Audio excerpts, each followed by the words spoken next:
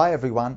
In this lesson we'll be looking at sources. In particular, we'll be looking at the limitations, reliability and evaluation of sources.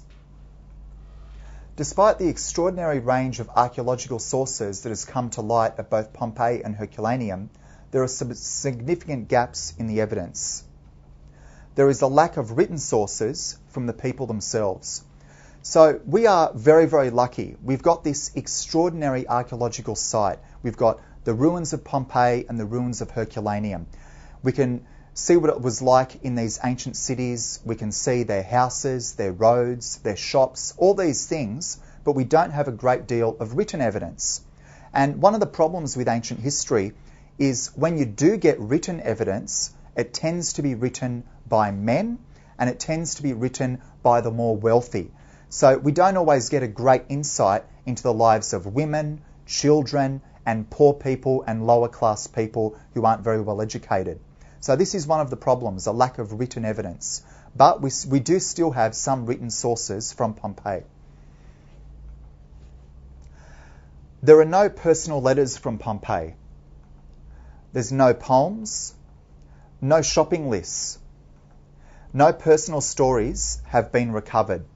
So what were the lives of the people like? What romances did they have? What bitterness or problems did they have amongst themselves? We don't get a great insight into all of those little things that happen in the lives of people.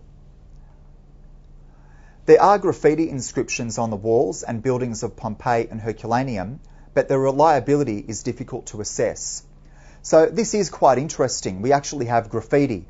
Even today, in modern times, we have graffiti all over the world in major cities. Graffiti is a problem, and a lot of people complain about it. But graffiti actually existed even 2,000 years ago in ancient Pompeii and Herculaneum.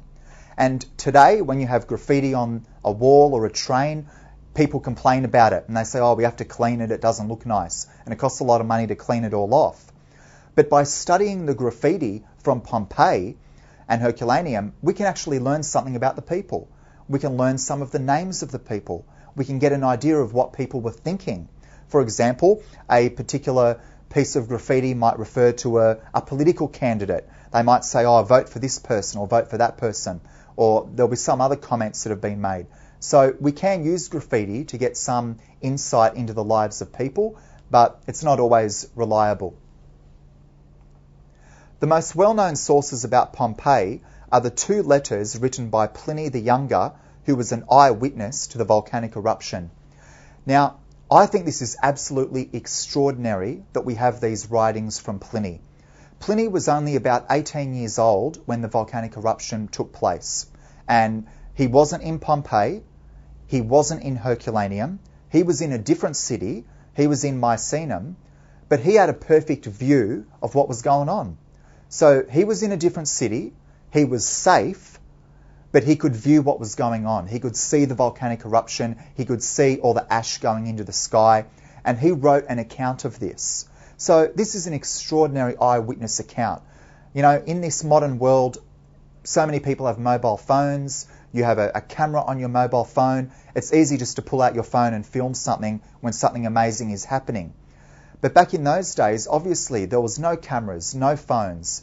And so for Pliny to have been there and observed it all and then written about it, that's an extraordinary thing that we have that. And we're very, very lucky to have that. And remember, the volcanic eruption itself took place over a long time. It took about 18 hours.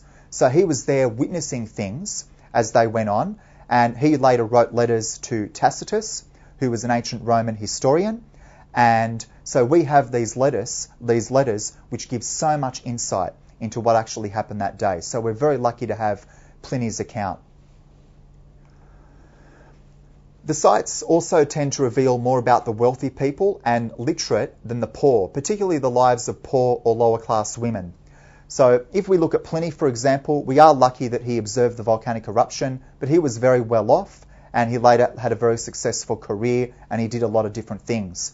But what about the people who can't read and write? What about the people who weren't writing down their daily diary and preserving their thoughts and feelings?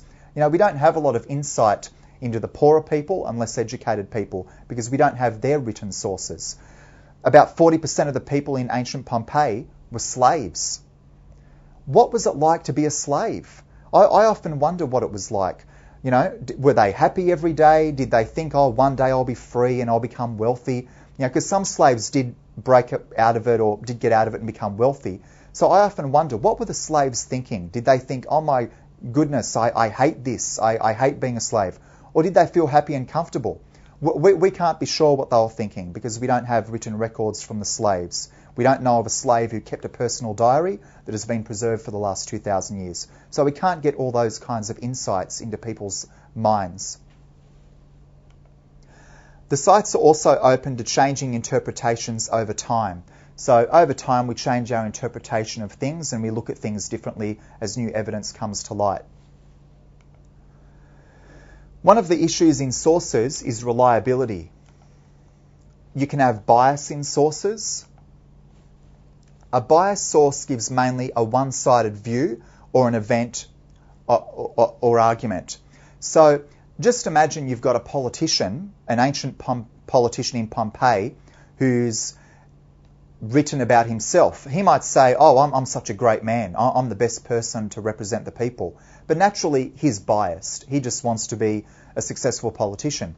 If you speak to other people, they might say, oh, this guy, he's got problems. You know, he used to do this, he used to do that. He made his money through criminal activity.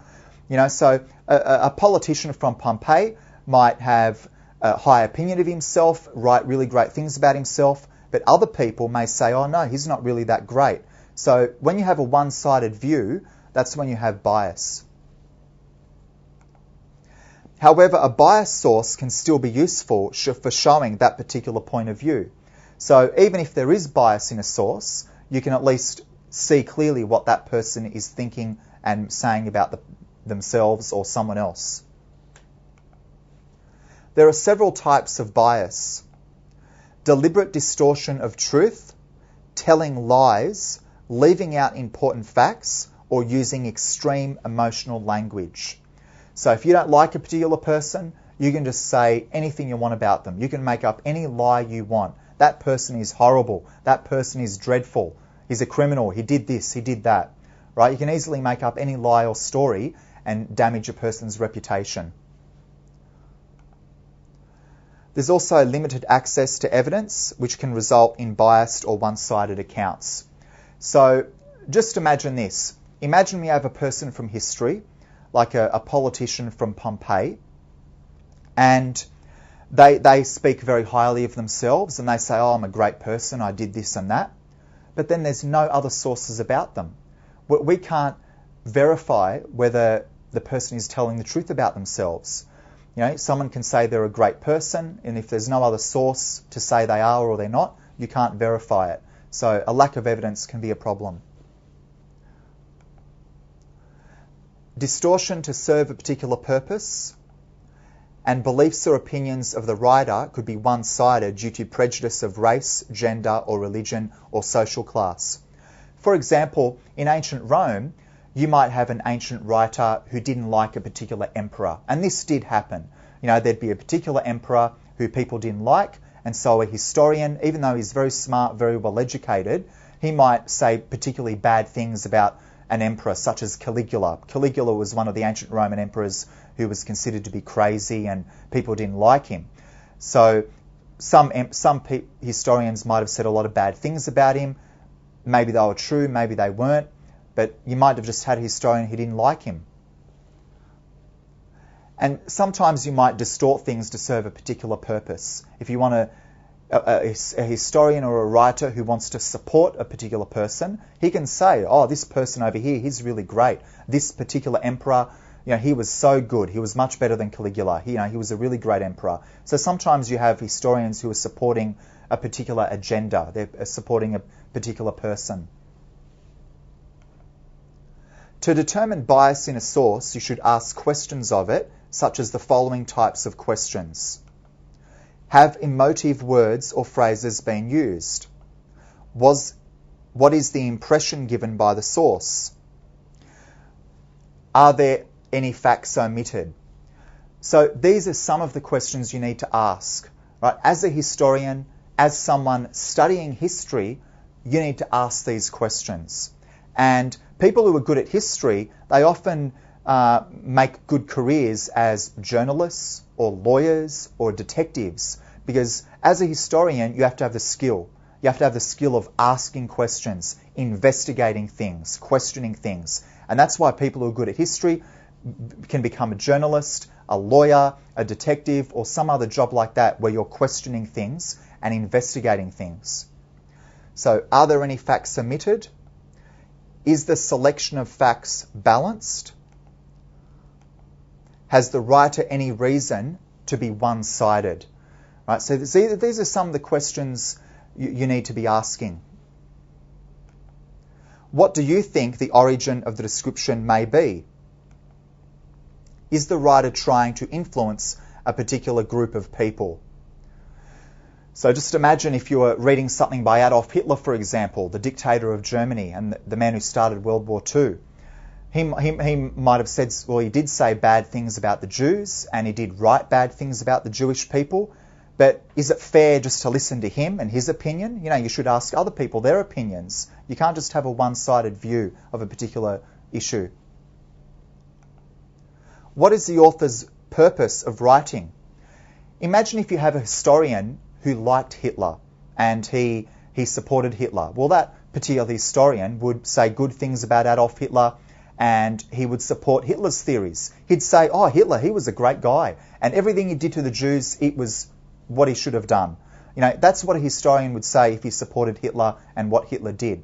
But you need to talk to other people, get other opinions, look at other historians, and then you can form a much better picture of what actually happened. Pliny the Younger is a very reliable source, right? There's so many sources, but when you look at Pliny the Younger, he is a very reliable source. And we've got a picture of him here today. This isn't, a photograph or anything. It's just an image of what people think he might have looked like. But he was a very reliable source because, first of all, he wasn't talking about politics. He wasn't talking about religion. He wasn't talking about race. He wasn't talking about people. He was talking about a natural disaster. And he was an eyewitness. He was there. Right? It's not like Chinese whispers. He didn't tell someone else and then they told someone and then they told someone and then 10 people later the story has been changed. He was an eyewitness. He saw it all happening and he wrote it down. He wrote an account of it. And he has no reason to lie. He's not talking about race, religion or any issue that raises passions. He's just talking about a natural disaster. There was the mountain basically exploded. There was all this material flowing out of the mountain. And remember, the word for volcano did not exist in the ancient Roman language. Right? They spoke Latin, but they didn't have a word for volcano.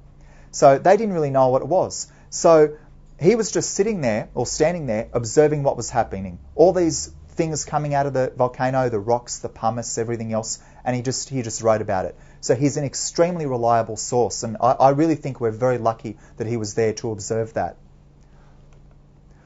He was an eyewitness, and he's got no reason to lie. So I think we're very lucky that 2,000 years later, we can get such a good idea of what happened at those times because of his eyewitness account.